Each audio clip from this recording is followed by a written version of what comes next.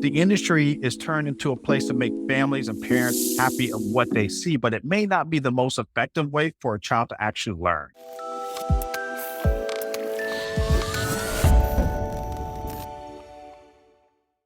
Hi, everyone. Welcome to the Childcare channel and the Childcare channel podcast.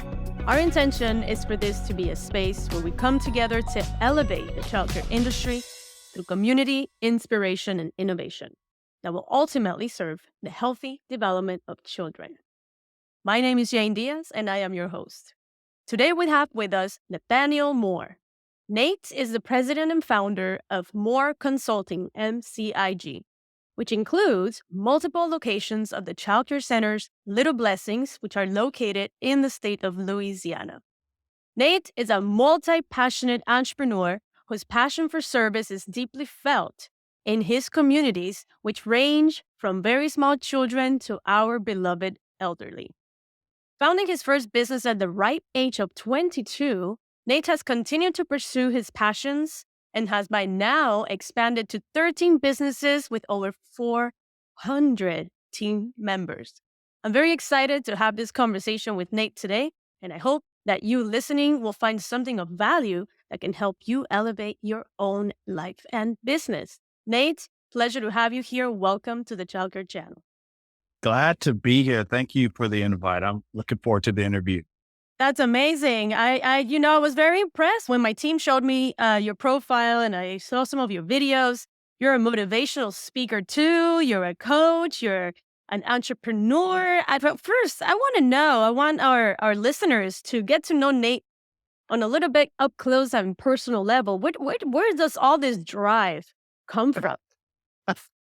I think that's an excellent way to open up and to start the conversation. But I think it's important to know, like, whenever I was in high school and went into college, I was probably one of the shyest guys, Like, I was not very confident. I didn't have a whole lot of knowledge. I didn't have a whole lot of knowledge in the business sector. However, I gained a lot of confidence through just listening to different podcasts, listening to just different things to challenge me and also get some experience of what could I be like? What is possible? And really a lot of that stuff stemmed from there. And the more I invested in that kind of stuff and the more things I did that was outside of my comfort zone, the more I realized, wait, I am capable of that. Maybe that could be me. And then it turned to that is me. And now here we are. I'm just living through that right now. So in high school, how old were you? Do you remember when you had this insight of let me learn? That was so when I graduated high school and transitioned into college, I was still 17. So when I graduated, went right into college, I was 17 years old. And I don't know how I got recommended a certain book, but I read this book and within a day I read the entire book. And I was like, oh my God, mind blown. And I was like, okay, I started, that's what started and triggered that journey. So I was about 17 years old. Amazing. And now I'm curious, what do you remember what the book was? Rich Dad, Poor Dad. Ah, of course. That's a classic. Amazing. I love it. I love it. Yes, that I've heard a lot of people's minds have been blown by reading that book for the first time. Oh yeah. That's fantastic. So you were 17 at the time, but let's rewind a little bit more because, as it's commonly said, and as I've said here with the guests on the channel several times, the adult forms within the first 5 to 7 years of life. Right. So what were those years like? And maybe if you think back that way, was there a figure, maybe parental or other, that you looked up to that maybe influenced you to believe that maybe you could be something more? At that time, I can't say I had like this figure in my life that inspired me to be that way. I will say that my background and at that age, my father, my mom, they were ministers. So I grew up in the church. I grew up serving in the church and in the ministry. And so I was always around adults or people of faith or people that were encouraged or driven to make a difference in the community. So I'm taking all that stuff in, but not really knowing what else is out there because we were always in church. And so giving of ourselves and pouring into a mission or a vision was something that I was taught growing up. However, from a personal standpoint, I found myself being very quiet, very interested in trying to fix things or having a desire to fix things. I was a bit of a loner at times at that age group. And so there's a lot of things that was kind of unique about me. And my mom made reference to that probably when I was like 7 or 8 years old. She would say, there's something about you that's pretty special about you. There's something unique. So I would say I remember those words that my mom told me at the time. And to see where I am today, I'm saying she did see something in me that I probably or more likely didn't see at that time myself. That's beautiful. So mom, big shout out to mom. Is mom Big mom. is mom around? Mom is around. I love it. Mom So is hopefully around. she'll be looking at this, feeling very proud of her son, which I'm sure she is already. And so tell me, Nate, now let's fast forward. You said 22 years old and you opened up your first business. So I'm guessing you went to college at 17, like you mentioned. And then tell me about that journey at 22. That's pretty young. So how did even this come about? What kind of business did you start then? So at the time, that was a daycare business. But if I can backtrack a little bit, so I went to college for right at about a year.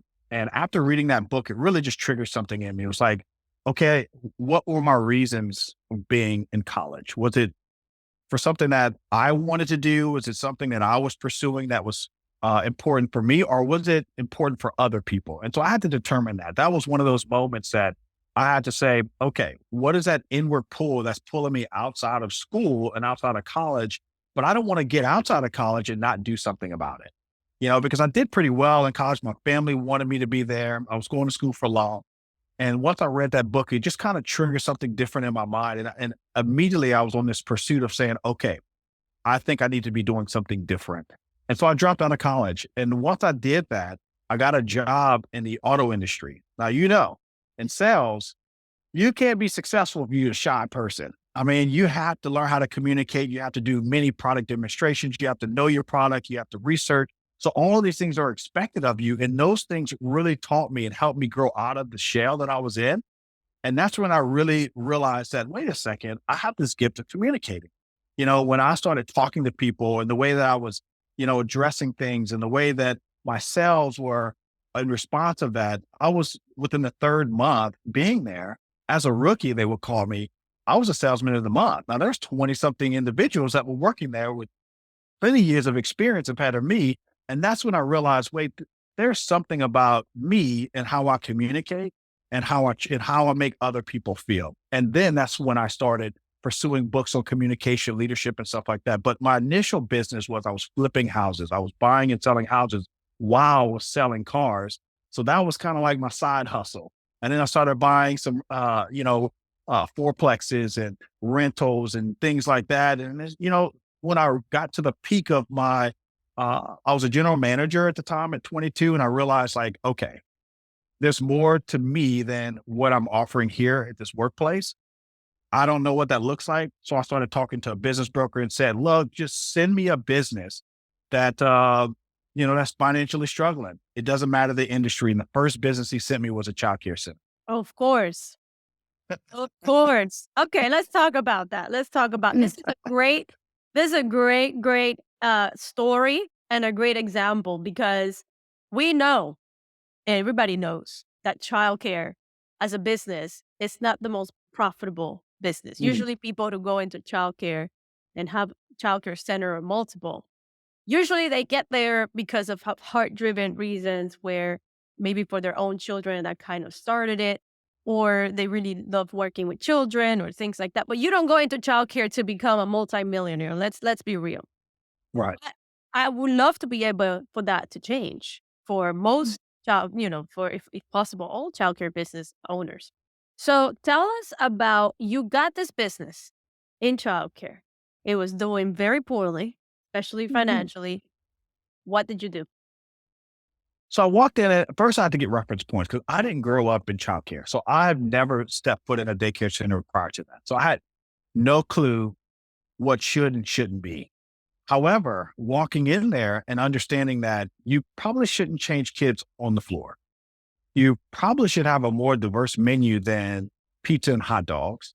You probably should not have all age groups hanging out at the same time all day. So those are different things that I was like, hmm, this doesn't seem like a childcare center I would want to bring my child to.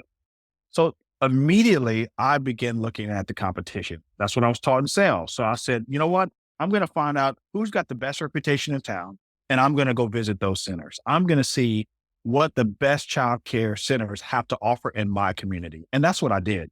And that's what gave me the reference point. So I took notes. I said, okay, this one was well dressed. This one wasn't. This one looked pretty organized. This one wasn't. How did they set up their tours? What did they say? What was their communication like? What did it smell like? What did it look like? What was the sounds that I was hearing? So it was all of these things that I took note on and saying, okay, now for my business, what do I want and what do I do not want? Now that I have this list of things that I've learned by just spending time at other childcare centers, I literally took that list and said, I'm going to start applying those things into my business and start setting expectations and standards for my team members that, hey, look, here's where we're going. Here's what we want to do. Here's how we want to change childcare in our industry, in our community. I love it. I love it. So you started with one, and by now it's 14? We have 10, and I have 3 other home care centers, Okay. agencies. Yes. Okay. So tell us about the home care for a moment. So that's interesting because I always believe in like, you have this tree and the way you grow is like, you don't grow new trees. You just add limbs onto the tree. And so for childcare, I was like, okay, I'm in this industry, but I want to continue to grow. I think what we have is something unique and special. And so I started buying other childcare centers. And then I was approached from a healthcare side of saying, hey, look, you're offering similar services. Your management team it doesn't have to change who they are. Only thing that changes is your demographics. So now you're caring for the elderly and the disabled in their homes and not in a facility. And then they start giving me the facts of, hey, look, when they're in their home, they're proven to live a lot longer. And so I was like, it's a no brainer.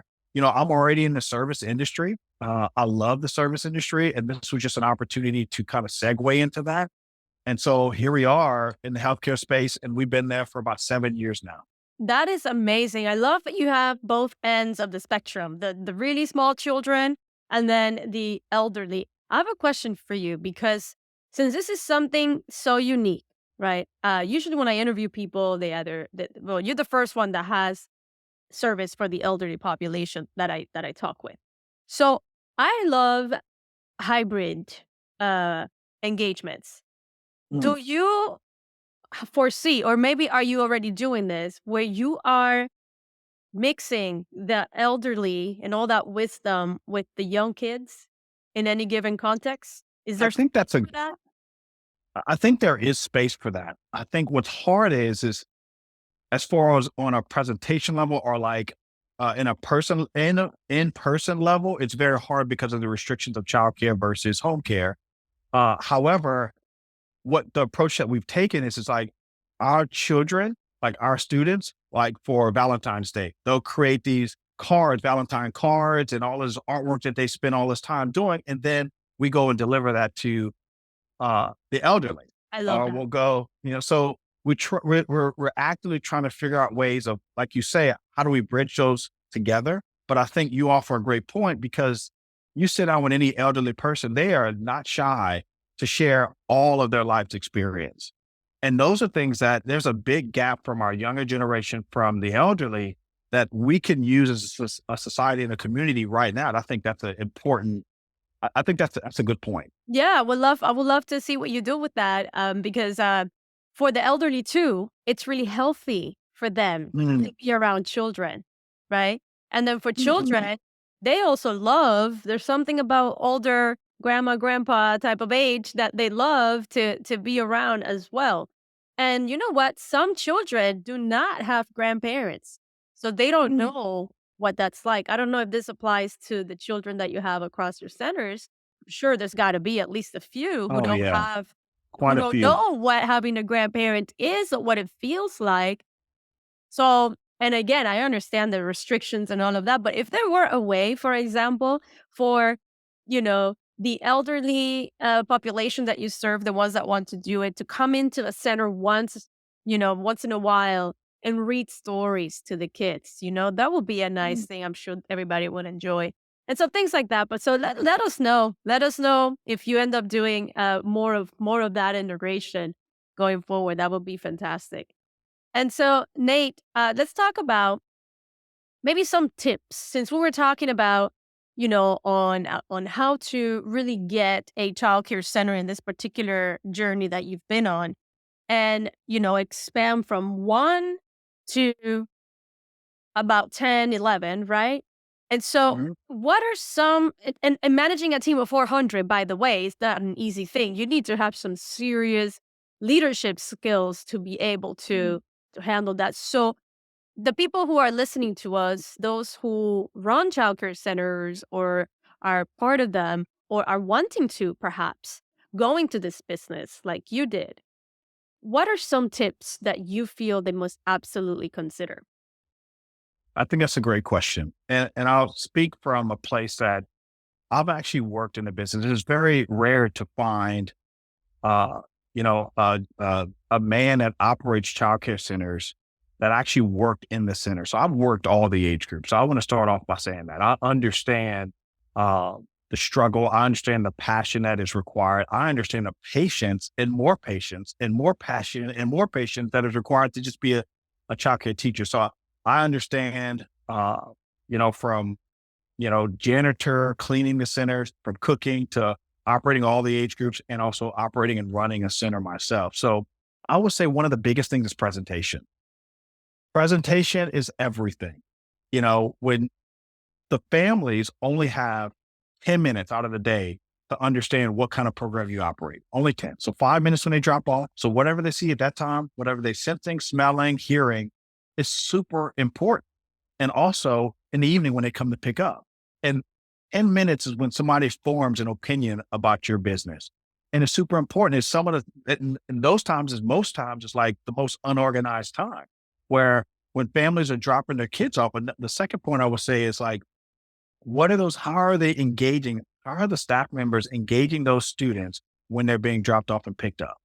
What kind of activities have you planned for those specific moments to keep them engaged that creates an environment where it's peaceful, it's loving, it's inviting? Because when you have new students, you want to have an environment where new students and also students that have been in your program can feel comfortable being dropped off, because we all know when you drop your child off and that child's crying, that doesn't make you feel very good. You leave, you're at work for at least the first couple hours thinking, is my child okay? Is my child still crying? All of these questions from if you can start off and say, I'm going to create an environment where it's comfortable for this little child in this big old world to enter into and feel safe and feel at peace, they can adapt a lot sooner, a lot quicker, but it takes preparation.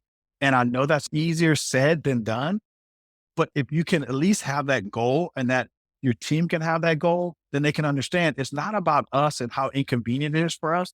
It's more or less for this child when they enter in, how important it is for not only the mom or the dad or whatever the family member is, and that student walking in for the first time saying, okay, I feel this feeling that I probably haven't felt in another childcare center, or this is my experience. This is what it's supposed to feel like. Well, those are some great tips. If you're listening, please take notes from somebody who has proven track record of success building childcare businesses and running them successfully. So, Nate, let's get into some deep, deep topic here. Let's talk about purpose. And, Okay. and why I want to talk about purpose with you is because I feel you are a man driven by purpose. Mhm. So can you Yes. share with us how how you go about this? What do you believe your purpose to be, or maybe more than one? And Mhm. how do you transmit this to the kids and even to your team? I think if I had to define purpose, I would define it as such as it's intent. It's constant intent. It's constant thinking on something and saying, you know what do I want to be known for every minute of the day? So people will sometimes get confused and they say, like, for our teachers and staff, they identify, well, I'm a daycare worker. No, whatever it is that is important to you and your passion and what kind of care that and standard that you want to have in your own classroom and what kind of impact you want to make on those students, that's who you are. You're just the title of that has nothing to do with who you are. And if we can focus on every minute of our life, which isn't promised, by the way, and focus on living our life on purpose and saying, because a lot of people say, well, what is your purpose? I'm saying, I'm purpose to wake up every morning to make an impact and inspire somebody else. I am doing that on purpose. I'm not only saying I think about that, I'm saying, how do I do that? And the more that I ask myself those questions, the more I challenge myself every moment of the day. It's like, what I'm doing right now, is that challenging and inspiring somebody else? Is it going to provide inspiration for somebody else? Is it going to encourage somebody else? Is it going to help demonstrate for them what it is that it should look like for them? And I think purpose and I think intentional living and I think positive attitudes goes a long way, and it's infectious. Just like the negativity is infectious, I think positivity is just as infectious, but it needs to be demonstrated a lot more. And that's really where I like to segue is like, what are you purpose to do? That's something that you make a decision on. You don't allow outward circumstances. You don't allow what other people's opinions or what somebody else's experience in the same industry's experience, allowing you to change your purpose for you every minute of your day. It's important to say, number one, I take responsibility for who I am right now, my attitude and my actions. Since I take responsibility for that, I also have a decision to make here. Who do I want to be at this moment of the day? No matter how stressful it is, no matter, what's happening around you, who's not excited, it's your responsibility and your responsibility alone to focus on yourself and the things that you can control. And so I would say purpose is intent and it's intentional living. And we make that choice and decision every single day. Beautiful. I love that. Thank you for sharing. Intention, as Oprah Winfrey often says, is the biggest driving force that allowed her to stay as number one for 25 consecutive years. I don't know if you've heard about this. She read this book by Gary Zukav called The Seat of the Soul. And there, in one of the chapters of that book, she reads about intention and that intention is the driving force behind the results you actually end up getting. And so Wow. I love that. And ever since she shifted the way she went about doing her business to literally questioning everything that was brought to her through the lens of intention, her producers would bring her a pitch for an episode and she'd be like, what is your intention for this episode? What is your intention for this guest? And there were times where, because she committed to doing her business in that way, she would turn down guests who were really popular, who were really influential, because they just, whatever they were standing for, didn't align with the intention of what she wanted to promote. And so it's such a beautiful thing that this is how you see it too, and how I'm sure this gets transmitted to your team and everybody that you work with. How do you transmit this to the children themselves? Are there any specific things that you do for that? Yeah. If you take it from a personal level, like if I'm in a center, I'm engaging them. Like, and I want to be at their level and I want to recognize some of the unique qualities of them. And so like how they're expressing themselves, you want to reaffirm how they're expressing themselves. But on a bigger scale of things, it's, I have to now demonstrate that to not only myself, but to the people that I lead. And so like my executive team or my mid-level leadership, which is the directors and the assistant directors, is pouring into those folks and pouring into those people. And for them to say, let me identify my own individual purpose along with this big purpose that we have as a company. And how do we in return explain that or demonstrate that to now the teachers and how do those teachers interact with the students? Look, it's a challenge. What I'm saying is so hard. It is. And it's a challenge. And it's something that we talk about all the time. How it's got to be super clear, because if it's too much and it's always changing and it's ever evolving and it's not on oneself and one's responsibility, then nobody can really link into that or connect to that. It's our own individual purpose and how we see, okay, how do I interact in this kind of environment? How do I connect in this kind of environment? What about me enhances this picture with this painting that we're trying to paint? And you can't, like I always talk about, like an artist, if he just use one color and one brush, how many variables can be offered in that picture? Not many. But if he has a multitude of colors and a multitude of brushes and a multitude of different techniques and strategies, and you throw that all together, it makes a beautiful picture. And that's how I see everybody's individual purposes. What is their individual intent? How are they living intentional? And how can they add to this beautiful picture? Because it's not just me. This business is way past me as a whole.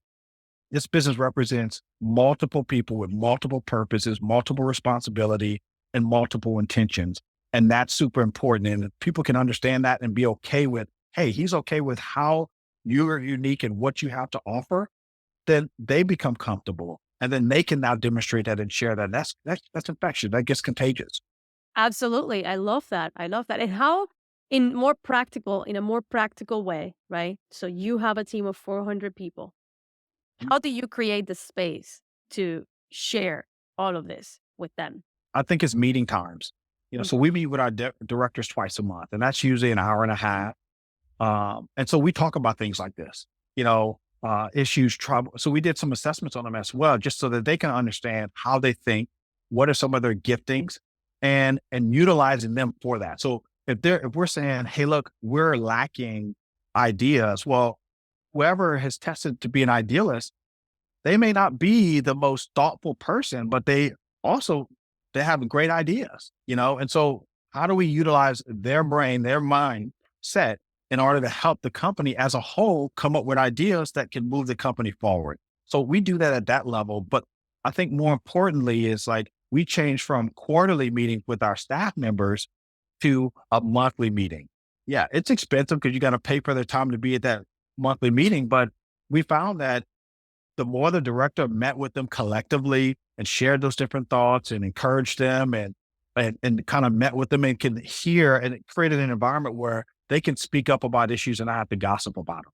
They can talk about how can we benefit as a team instead of saying, well, this person's on the team, there's a favorite. Well, we want to hear from all of you, but we want to create that environment that they can do that and express themselves. And so we try to find different ways for we can collaborate and also that they can express themselves in a private manner. So like suggestion boxes, we encourage that. Our surveys, we'll send out company surveys of different major changes of what people's ideas, what their thoughts are about that. We'll send, we'll send out just different things so that we can interact with our staff. We can interact with our team members, our leaders. And so it's really just meeting and collaborating and spending time together. I love that. If you're listening to this, oh my goodness, Nate has just shared some gold here as to how to create a powerful, powerful culture that really drives forward in innovation and impact and intention. So if you're liking this, please do support us and this conversation and the channel and the industry as a whole by subscribing, liking, sharing if you feel it's going to be useful to you or someone that you know. So, Nate, you mentioned earlier that accurately so, you're one of the few men in childcare. Mhm.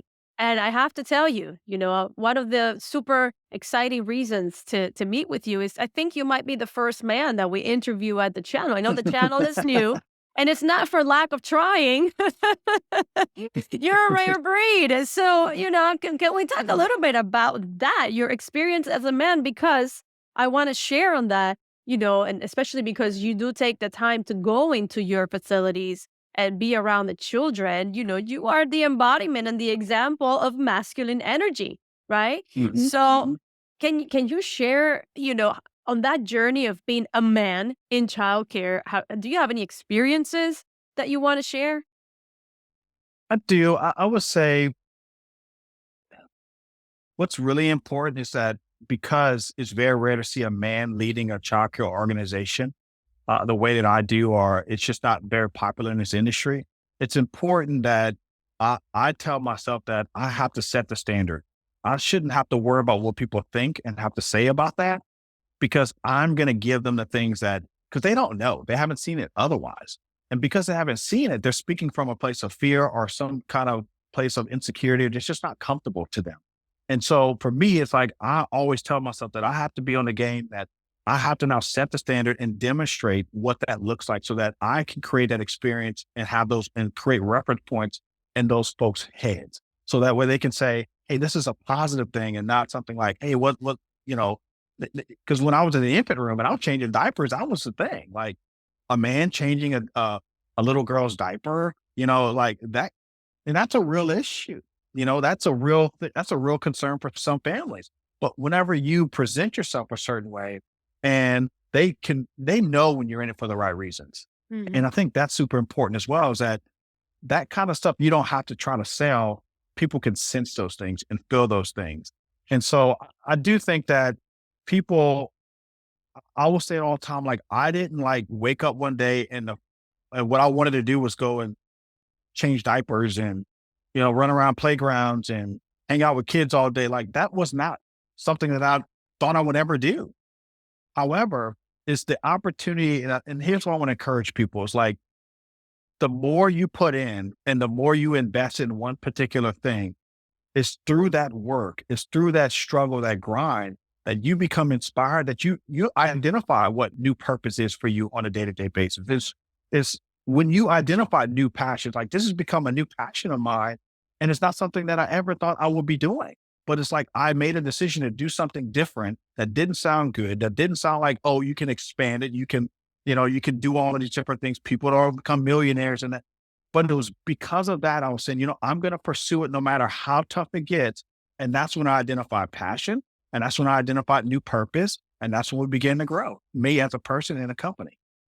I love it. I love it. I love it. So, what would be one piece of advice or several that you would give to a man, maybe a young man like you were when you were 22, who would love to be around children, to serve families in this way, and just hold back because it's a woman's industry. So, what would you say to that person? I would say interesting is good. A lot of times interesting people that when I say interesting means uncommon and you stand out and now you're could be sometimes center of attention. But I would say interesting is good. You have the floor to say, because of my efforts and what I choose to do in this industry can also attract other male figures. So it's bigger than just yourself. Again, you identify purpose in that and identify reason with that. And because I'm doing this, maybe somebody is going to out there is going to say, "Oh wow, look at this guy. He's in the daycare business. He's grown the daycare business. He's done pretty well for himself." And they can say, "Well, I can now pass the income barrier. It's possible in this industry. I can also care for students and children without, even though families may be a little uncomfortable about that, but they can overcome that. I can also attract other male into this industry from what my actions are. And that's really what I want people to, or other males to understand is that, look, focus on you, focus on the things that you want to do, provide the best quality of care you possibly can. And I can guarantee you will become uncommon and interesting and people will be attracted to that. Hmm. I love it. Great advice. So you mentioned just now about income barriers, and we know that we've been going through a bit of a staffing crisis in childcare, just Aren't about we all? right, just about everywhere. And I'm wondering if you have anything to share that could perhaps support people in childcare that maybe think there's not enough money there, so I might as well go do something else. Yeah, I think here's the situation we're in right now as a childcare industry is that we're no longer fighting for other daycare teachers in the industry. So coming from another childcare center or you raise pay, they have better opportunity. Like we're not fighting over that anymore. We're fighting over people that can go to Walmart or can go to McDonald's and work that can get paid $10 to $12 an hour, can go to Costco and make $20 an hour, just checking people out. So now you have passionate child caregivers that are now in different industries because of cost of living and price. And now it's attractive saying, oh, well, I can work a little bit less. It's not as, but I get paid a lot more. And so in the childcare industry, what my best advice and it's been just a conversation for us for years now is that benefits is not always about a dollar sign. Maybe benefits is a type of uniform. Maybe benefits is a type of environment that you offer. Maybe a benefit for a staff member in order to like it. This kind of environment forces you to say the benefits that I do offer, maybe it's not really attractive to my actual audience of people. And it forces you to say, what is that? Hmm. What is a specific benefit that really connects with my current workforce that is unique from all these other industries that they cannot receive? Because the passion is great, but we're fighting against so many other things. And in the childcare industry, it used to almost be passion driven, like passion was enough. Well, you still have your core people that believe that, but these newer people that are coming in into the workforce, passion is just not enough anymore. It's just not. And so you have to figure out what are some different things. And when there's complexity or there's some kind of severity or some kind of challenge, it always forces a great idea. And this is in our creativity. And so we're in a moment now where it's like we're always trying to figure out with this demand or this challenge, how can we become more creative in offering things that separates us from everybody else and makes us a little unique that keeps them engaged in what we're trying to do as a company and organization. You're so right. Creativity, I feel it's going to be an important thing to focus on to drive the industry forward. One of the things that that our sponsor, which is One Core Solution, has decided to make their mission is to reimagine childcare success for the childcare industry. So if Mhm. we think here along the lines of this conversation, if you were to think with creativity outside the box and anything was possible, not all the restrictions that we have, not all the regulations, like we were to erase the hard drive and we were to start from scratch and think of, okay, how can we reimagine, the way that childcare as a business, as a space is? What would you say maybe are few things that come to mind? Excellent question. Because Thank you. I'll tell you this, I am like completely trained regulation wise. I'm trained. So when I got in the business, it was all regulation. So it was new regulation. So I don't know any different. However, I would say first understanding really how a child actually learns and builds social and emotional skills. Mm. It's like the industry is turned into a place to make families and parents happy of what they see, but it may not be the most effective way for a child to actually learn. There's so much on, oh, it needs to be this type of structure. It needs to be this type of regulation in the classroom. We need to do these different things. And I think all of those things are great because it's proven to work and some is proven to give us some results. I just think take the strain off and the burden off and all the regulations off. Let's get down to like, how can we create an environment where these kids, number one, feel comfortable, they feel that peace of mind, but they can express themselves not with everybody else, but in a program that they can simply just express themselves and encourage them through that expression. And also, how do they teaching them how to build one-on-one connections or group relationships at that level? Because look at how we are right now with social media. They're gonna have a demand on themselves of how are they gonna still have relationships with social media right now. And so we're only now just seeing what the byproduct or the result of all the social time or all this TV time. So it's like they're competing against that. And for me, it's like we're like on this cusp of things with technology. Do we introduce it into our program or do we not? And we're struggling with that because they have that everywhere outside of our center. But how they interact with one another as humans? How do they connect as humans? How do they build relationships as humans? How do they express themselves and feel accepted? Or how do they deal with challenges at that age? And like these are practical things as a child that they need to learn and that they are being molded at that early age. So it's like for me, to circle back, is like all of these regulations are great because of the things that's happened over the years in childcare, but it also creates this uh this uncomfortable feeling amongst teachers and leaders and directors of when licensing shows up. It's like it's this tense situation where it shouldn't be that way. It should be an environment where it's like, hey, we need to identify what all of our unique passions and desires are, and let's pour that in and let's focus on that, come up with the best ideas, not only for ourselves, but for our kids and let it be kid driven. And if we can unify in that area, and not compartmentalize things and departmentalize things, I think we can come up with the best ideas. And you mentioned technology. We're just at the cusp of going another level on this artificial intelligence. I'm sure you've heard, with the chat Mm. GPT and all of the things that are coming out now with artificial intelligence. What do you see as a role in your business and with children as far as incorporating with these technologies? Because I feel like we're in an age where technology is unavoidable, right? And you just mentioned that too. So we can't get around it. So are there some ways that you've thought about perhaps to create a harmony between the integration of technology, artificial intelligence now, and the way you go about business? Well, we're using a lot of that for data-driven things that how we can train and learn as a company. However, for the students level, that's hard for us. We just don't know enough. Mm. And when you start learning what you think you want to learn, or you start getting exposed to what you think you need to be exposed to, it changes because technology is changing so fast. And so to maintain and keep up with that, so it's like, how do we offer technology for a consistent time period of time without having to keep change it because something else is new and this is the new thing that needs to be done, or this is the new thing that's causing different results. So it's very hard to keep up with technology in in a childcare space.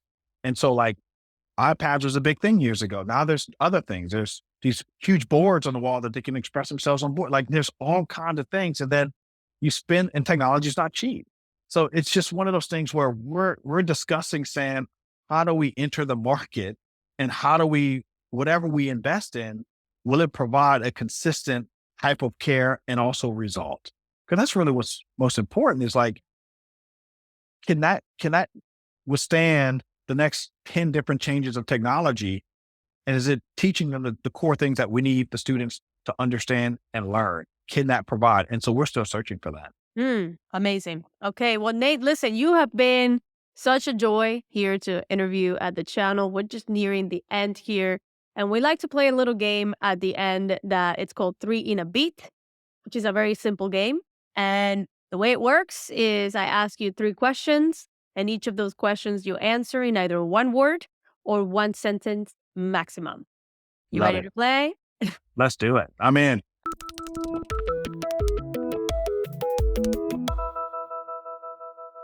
All right. So here we go. First question. We're going to start with something light.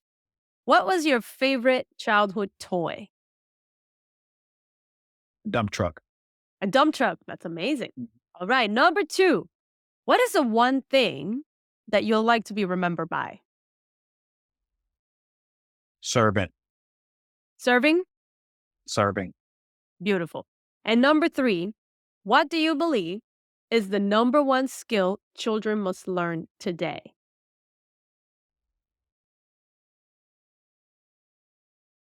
How to connect socially and emotionally. Amazing. Nate, you have been such a joy. Before we wrap this up, are there any last words you'd like to share with the audience? I would say if you're in the childcare industry, which you should be watching this podcast, just don't give up. There's opportunity on the other side, and you're always faced with adversity before you identify some of the greatest times of your life. And so just like me, I didn't give up. I stayed in it when it was tough. I just want to encourage you to do the same thing. Amazing. Nate, thank you so much. And you watching, if you have stayed with us this far, thank you for your time, energy, and attention. If you would share this episode, we would highly appreciate it. We would appreciate it if you would subscribe to the channel as well, so we can reach a broader audience and hopefully get the level of transformation that we're after in the entire childcare space. Nate, thank you once again. And you watching, we'll see you in the next episode.